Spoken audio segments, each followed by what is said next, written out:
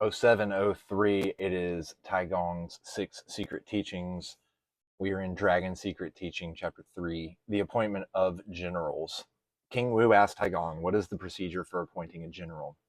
Taigong answered, when a country is in crisis, a ruler will vacate the main hall and summon his commanding general to the side hall, saying, the security of our country lies in your hands. Now a certain country is revolting against us. Please lead our army to pacify them. After the commanding general accepts the order, the ruler will order the scribe to practice divination. He will fast for 3 days, go to the imperial shrine, burn tortoise shell, select an auspicious day, and grant the commanding general a ceremonial axe. On the special day, the ruler will enter the shrine and stand facing west. The commanding general follows and stands facing north. The ruler holds the upper part of the axe and gives the handle to the general, declaring, from now on, all the army's affairs will be in your hands. Then he will say, when the enemy is weak, you should advance. When the enemy is strong, you should halt. Do not underestimate them when we are strong. Do not risk your life just because you have been given heavy responsibilities. Do not despise your subordinates when you are in control. Do not be headstrong when other people think differently. Do not be arrogant because you are articulate. Do not sit when your soldiers are not seated. Do not eat when your soldiers are hungry. Share the heat and cold with them. Then your soldiers will commit their lives to battle. After the general receives his mandate, the general will bow and say, I heard a country's affairs should not be interfered with by other countries. A ruler should not give orders to his army when he is still in the court. If I have second thoughts, I cannot serve the sovereign faithfully. If the general and his officers are controlled by the ruler, they cannot attack the enemy wholeheartedly. I have received the order from your majesty. I shall only return alive if we win. Please allow me to take control of the army. If not, I dare not undertake the responsibility. After receiving permission from the ruler, the commanding general will bid farewell and lead the army. From then on, everything in the army will come under the control of the general rather than the ruler.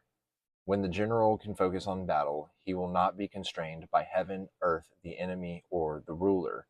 The wise will be willing to plan, and the brave will be willing to do battle. Morale will be high and action will be rapid. The enemy will submit even before battle commences. In this way, the war will be won beyond the borders. Accomplishments will be established in the court. The general will be promoted. Soldiers will be rewarded. People will celebrate, and there will be no casualties among senior officers. The wind and rain will be smooth. Grain will be sufficient, and the country will be peaceful. King Wu said, that is very well said. So, my first highlight was do not be arrogant because you are articulate. And I think that this one has been a lesson that has been taught to me many times in my life, and has humbled me beyond comfort before in my past. And this paragraph where he gives all of this advice about, like, when the enemy is weak, you should advance, right? Do not despise your subordinates when you are in control. Do not be headstrong when others think differently. And all of these little tenets of, like, not sitting when your soldiers are seated, not eating when your soldiers are hungry, and share the heat and the cold with them, then they will commit their lives to the battle.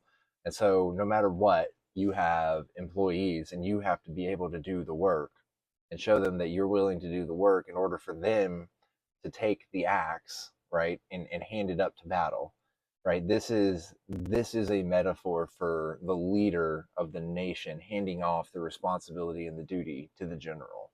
And so the general needs to be able to lead the people. This is just a perfect metaphor for delegating responsibilities and putting the right people in place within your organization or whatever it is that you're trying to accomplish, whether it be, right, a big fundraiser or a party of sorts or whatever it is. Somebody is going to be taking on the majority of these roles and responsibilities. Next, we have the authority of the general.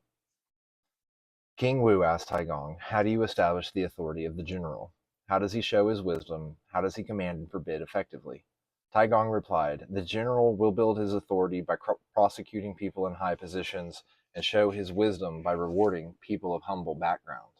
He can command and forbid effectively by strict reward and punishments. If the execution of one man can terrify the entire army, he should be killed. If the reward of one man can please the entire army, he should be rewarded.